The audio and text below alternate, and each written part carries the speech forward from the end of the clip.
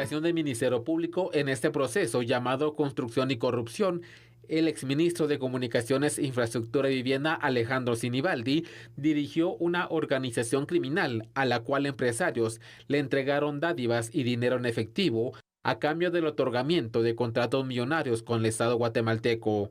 El procesado Jaime Ramón Aparicio Mejía fue capturado en septiembre del 2019 en Argentina. En su contra se giró una orden de aprehensión nacional e internacional por diferentes delitos. Este 10 de septiembre, una jueza de mayor riesgo no aceptó el requerimiento del Ministerio Público que el sindicado enfrente un juicio. El abogado defensor Juan Alberto Guevara dijo que la investigación de la Fiscalía no es exacta sobre la supuesta comisión de un delito que cometió su patrocinado. Por esa razón, la decisión de la juzgadora de cerrar el proceso de forma provisional está pegada a derecho.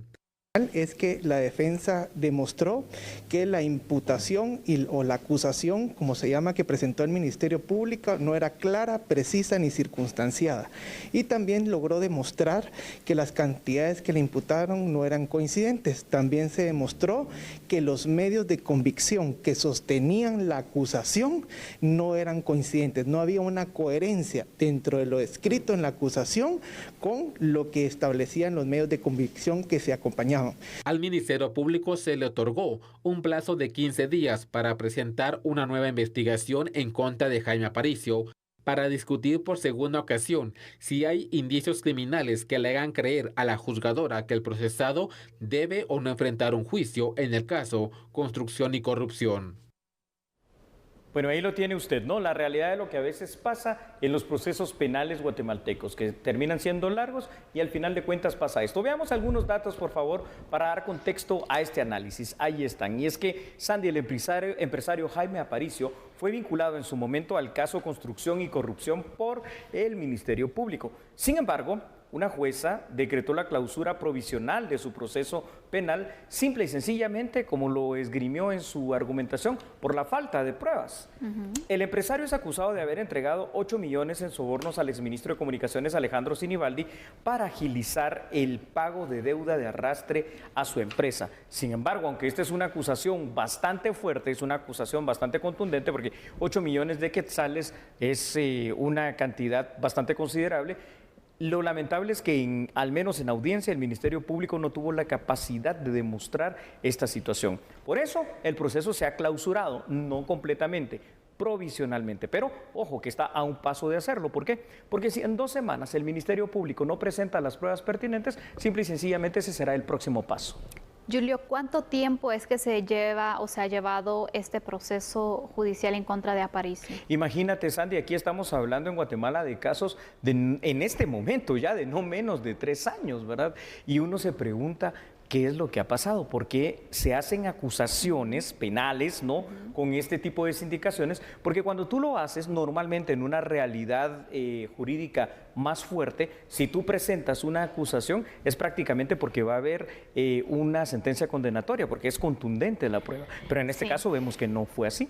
Ese sería el ideal, Julio. Sí. Yo la verdad no sé qué puede pasar en estas 2 semanas, porque si lo que no hiciste en 3 años. No se logró demostrar o no se sustentó un caso ante un juez para indicar que la persona es sospechosa de, yo no sé en 2 semanas qué tanto podría cambiar la situación o qué sorpresa se podría tener. No creo, yo realmente en este caso no le veo un futuro jurídico. De hecho, era muy claro el abogado de la defensa técnica del empresario Aparicio al decir efectivamente que no se pudo demostrar de una manera fehaciente. Estamos hablando no de cualquier juzgado, estamos hablando del juzgado de mayor riesgo es decir, son jueces, en este caso, una jueza que está acostumbrada precisamente a ver estos casos de alto impacto, y para que simple y sencillamente haya venido y lo haya clausurado es porque el caso realmente también está muy débil. Julio, pero imagínate, si no se logra demostrar que hay alguna prueba suficiente para llevar a cabo este proceso,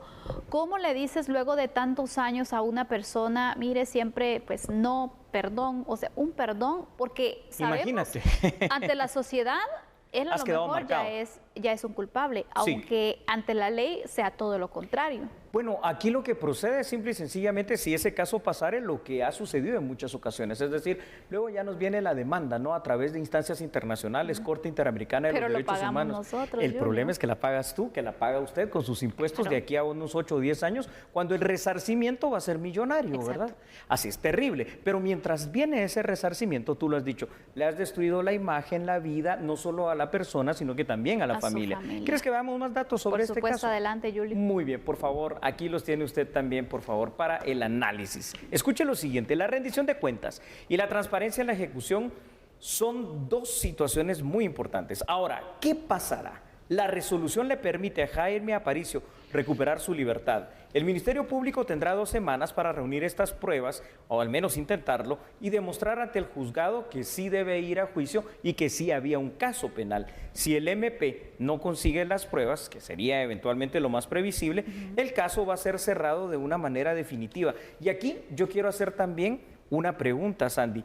Este tipo de situaciones pueden venir y beneficiar al propio exministro Alejandro Sinibaldi, porque era parte de esta acusación, es decir, era parte de la acusación de recibir un soborno de 8 millones de quetzales. Es decir, este caso podría quedar incluso, pues obviamente fuera de la investigación, porque así es. Entonces, si lograras confirmar que se dio este dinero, tiene que haber la parte que lo recibió, pero si no Correcto. hay, obviamente ahí se cae este caso en contra del exministro. También un buen punto que has tratado, Julio. Sí, Sandy, porque no es solo la situación, correcto, y lo has entendido perfectamente, del empresario Jaime Aparicio, a quien ya dijimos, bueno, si esto se termina cayendo como parece que es, ya le has destruido la vida a él y a su familia, sino que el hecho es que este caso implicaba también al exministro Alejandro Sinibaldi, quien al menos en esta acusación específica del soborno de 8 millones, pues puede salir fácilmente bien librado, porque tendría que ser el mismo destino de uno para el otro, ya que no pudiste comprobarlo primero, ¿no? El cohecho activo y el cohecho pasivo, es decir, dar dinero y recibirlo.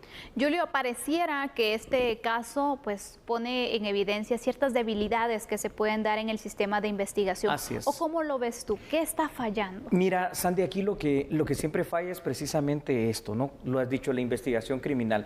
La investigación criminal ya tiene que ser bien distinta aquí en Guatemala. Nosotros como prueba reina en el proceso penal guatemalteco hemos estado acostumbrados a décadas de que la prueba reina termina siendo la prueba testimonial, lo que una persona dice en contra de otra, pero eso es una prueba muy débil. ¿Cómo puedes tú realmente basarte en un relato? Las pruebas, como en no cualquier... es prueba científica. Es correcto, ahí estamos. Las pruebas, en cualquier sistema jurídico fuerte tiene que ser prueba científica. ¿Cuál sería la prueba científica aquí? La evidencia del dinero. ¿Cómo tengo yo la evidencia del dinero?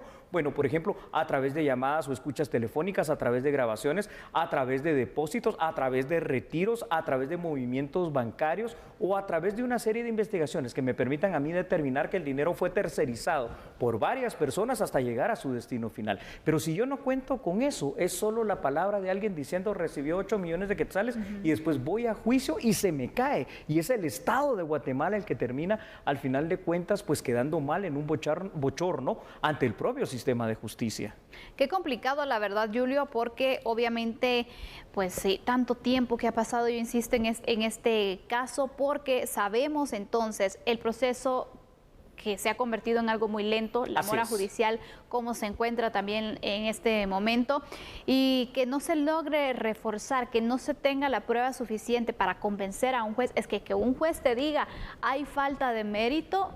Qué complicado y qué serio, Julio. Qué difícil. Por eso es que nosotros hemos insistido tanto aquí en A la Medida. Es decir, si uno de los principios fundamentales del derecho penal guatemalteco, y aparte que es un derecho humano, ¿no? El tema de la presunción de inocencia está allí constitucionalmente establecido y también en la Declaración de los Derechos Humanos, lo último que una persona ligada a proceso tiene que perder, como pasa en Estados Unidos, como pasa en Europa, es la libertad, ¿verdad? Exacto. Porque entonces la pierdes hasta que ya eres finalmente citado, oído, vencido en un juicio oral y público, que es la modalidad que tenemos en este proceso acusatorio. Pero aquí lo primero que pierdes es tu reputación, manchas tu nombre y pierdes tu libertad. Y al final de cuentas, el bochorno es lo que tú dices, mire, disculpe, tiene razón, después de 3, 4 años le decimos, usted era inocente, así que por favor se puede ir. Después de eso, entonces, sabemos las repercusiones que pueden existir, ¿no? En el tema de familia, obviamente, afecta situaciones como esas, el daño psicológico que creas también en una persona, lo privas de su libertad y estamos estamos viendo que no es presunción de inocencia prácticamente, sino presunción de culpabilidad. Así Tú es. en varias ocasiones lo has dicho. Es la presunción de culpabilidad inversa, aquí es lo que funciona. Bueno, estimados televidentes de La Medida, yo creo que este caso sirve para evidenciar, por obviamente todo aquello que lo ha rodeado y por las personas que ha implicado, para evidenciar la debilidad de nuestro sistema, en este caso de justicia, y para que obviamente ya como guatemaltecos empecemos a pensar en una reforma efectiva, eficiente y eficaz para hacer ágil nuestro sistema de justicia penal guatemalteco. Continuamos con la información.